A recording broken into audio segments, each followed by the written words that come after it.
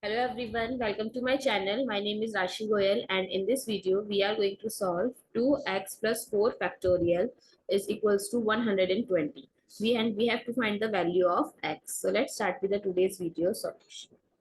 So 2x plus 4 factorial is equals to 120. We can write this as 5 times 4 times 3 times 2 times 1.